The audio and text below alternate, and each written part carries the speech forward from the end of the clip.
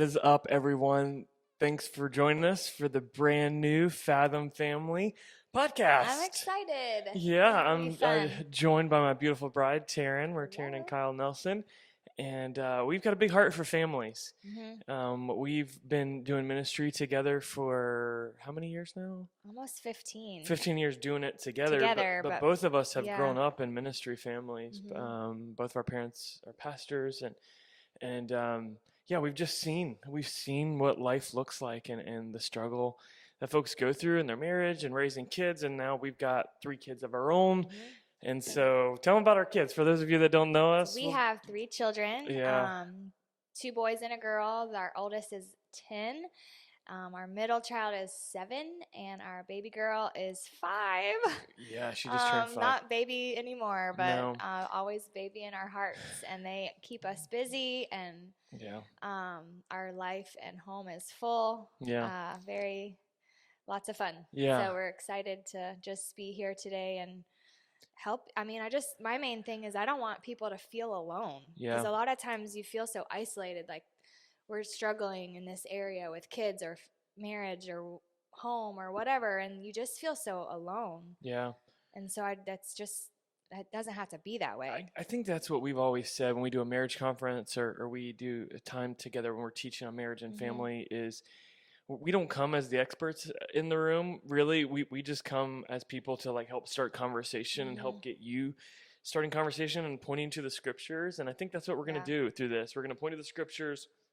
We're going to discuss scripture and life experience and funny stories and just so you feel known and so that you get a chance to grow in this. hmm And yeah, so I I'm really excited about this. We're going to be releasing them in different segments. Like we'll do like a 4-week kind of episode, about 15 to 20 minutes, and hmm then we'll take a break and we'll release some more. And so they'll just kind of come periodically when we got some time to to sit down and do this. So yeah, so I'm excited to dive in. This first kind of series of conversations, just short conversations that hopefully can just kind of be a little bump for you during the week. hmm That's like, yeah, let me just think about my marriage a little bit more. Let me lean in maybe on your drive home or when you sit down on the couch at night for a few minutes. And this one we kind of labeled power struggle.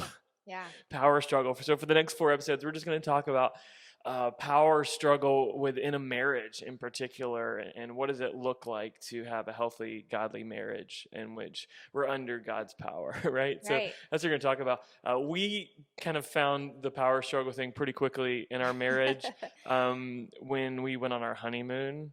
It's probably better that you tell this story. I don't know, maybe I should tell it because I won't make myself look as bad as I probably actually was. Yeah, it's just, I mean, it's a struggle, right? And so we were on our honeymoon, and we were staying in this insane, Oh amazing my gosh. house, Yeah, don't make first of people all. jealous. Yeah. But in the Bahamas, it rains sometimes in the afternoon, and so we would have probably a couple of hours every day where we just um, found a board game closet and played out on the porch. But we found Monopoly, and that was Kyle's choice. And I grew up playing Monopoly, like those long games that, yeah, you'll keep go it going camping over and yeah, days. go for a few days. Yeah. Well, this one right here decided to like throw down Monopoly, like no holding back, all about winning. And I was just over here, like he I was was, wheeling and dealing, yeah, it right? was ruthless, ruthless. Yeah. Um, So she vowed to never play Monopoly with me again. And so we found that power struggle. I think a lot of people find that power struggle, that competition mhm, of winning the argument or, winning, getting their way, right? mhm, There's just so much selfishness as we are two individuals with two very kind of specific ways that we do life. right.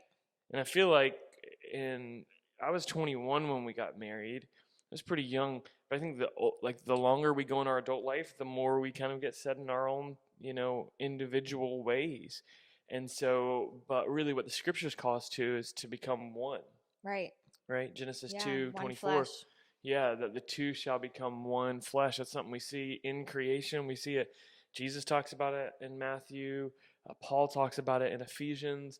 And so this idea of one flesh. So I thought that was a good place for us to maybe start the conversation. Maybe for this whole Yeah. podcast idea series is two people becoming one. Like I think it's a great place for us to start. Like I guess for me, I think like how are we supposed to do that? That's so countercultural. Like everywhere you turn, it's all about self-love and right now that's the culture is hustle hard and get what you want. And I think in the home and in the marriage relationship especially, that doesn't work. Like, when you're talking about dying to self. So like how do you do that when it's everywhere Yeah. just opposite?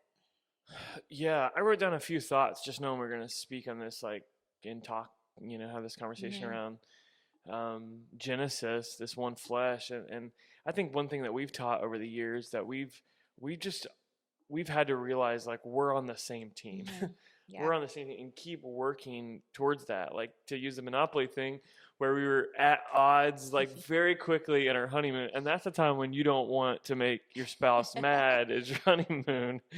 And there was messing things up. But yeah, I think we've got to just commit to stay working on the same team. I've always talked about the scoreboard in the head. Like we have to Yeah. destroy the scoreboard because it's like home versus visitors, like Mhm. my team versus your team. What have you done?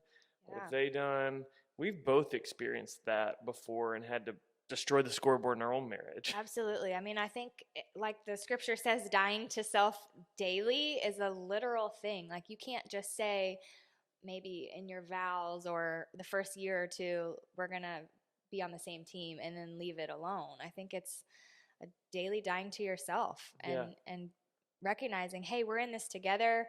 He's not making this decision because he's against me. I'm not trying to one up or win this, thing, but it's being together. Yeah, and being on the same team doesn't mean we're going to agree with each other all the time.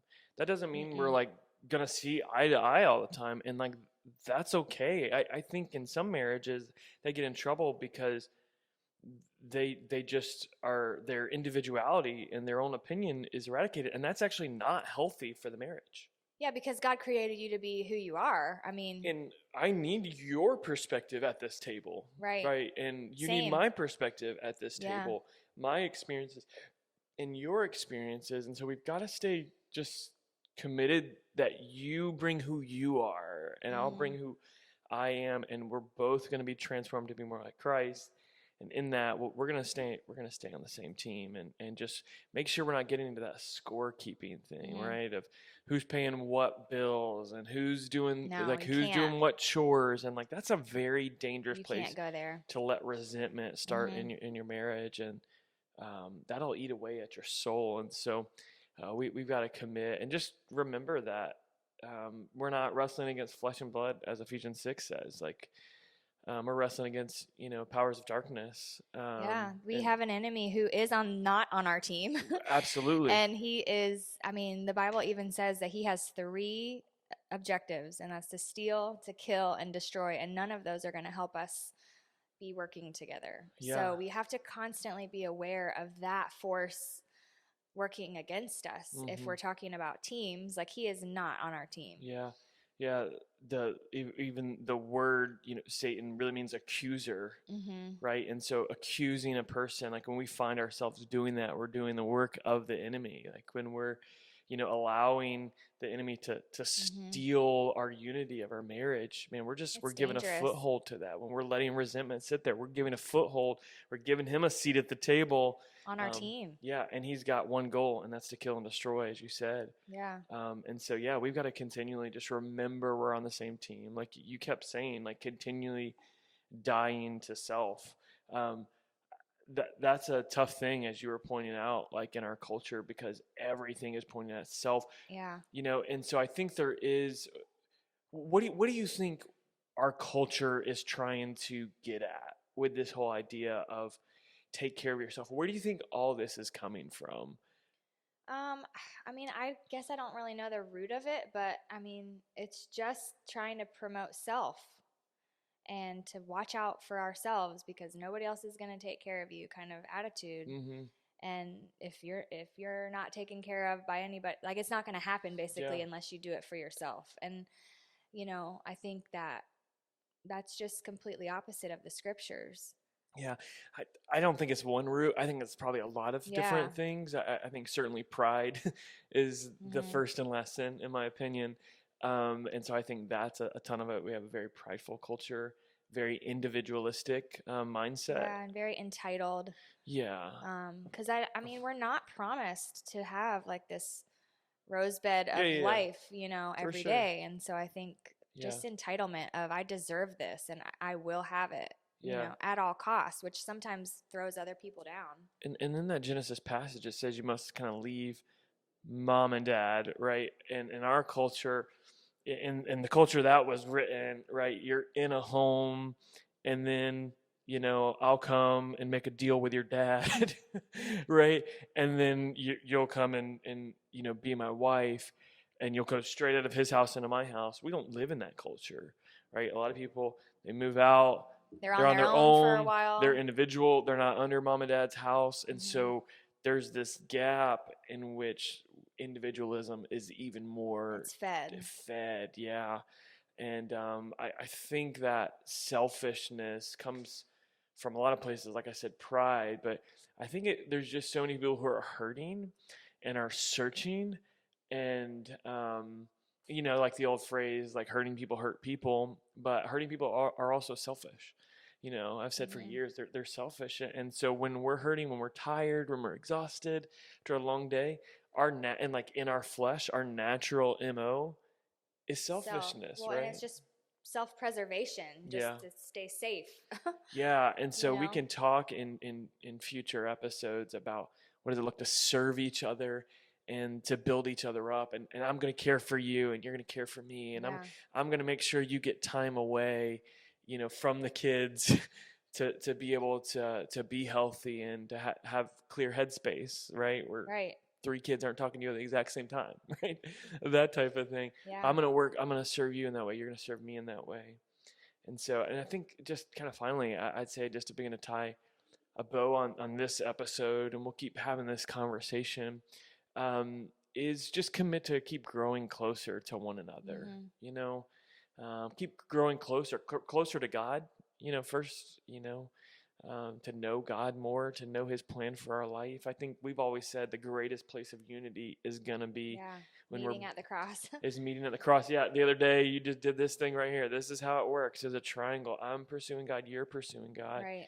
And we're just going to get closer and closer as we're pursuing Him. And so I think just staying in that place where, like, that's our number one goal is Hmm. knowing God. But I think it's also a journey. Marriage is such a journey of knowing yourself. I mean, just think Absolutely. about how much better we feel like we probably have a better sense of who we are individually Hmm. through kind of seeing ourselves through someone else's eyes. Yeah. And then when you see yourself with in three little kids walking around, you're like, oh, Like both I literally, like see you can myself in him physically, or in her. And you hear them, you hear the annoying yes, things they do, and you're like, oh, they they got learned that that from from me. me. Yeah. They say that thing, they get that from me. It's a lot. It's Like humbling. it is very humbling. And so there is this process of knowing yourself, as we're knowing God, Hmm. but then also moving closer together. Yeah. Just keep making that time to know one another, It's to worth the effort. have conversations, talk about how we're connecting. Hmm. Just to kind of close us out in this episode, Psalm 139 came to mind of just search me, Yeah. God, and know my heart, Yeah. know my anxious thoughts, and lead me in the way Everlasting. Yeah. everlasting. Lead us, God.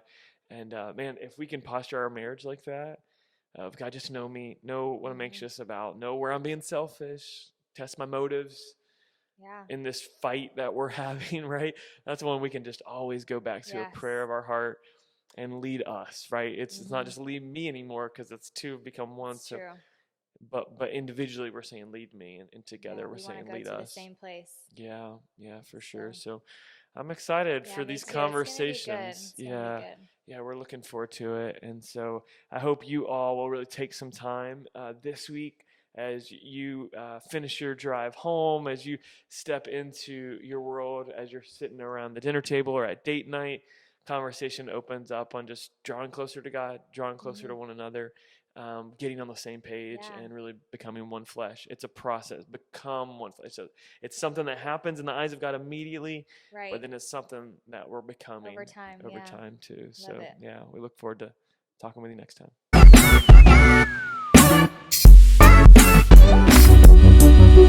Yo.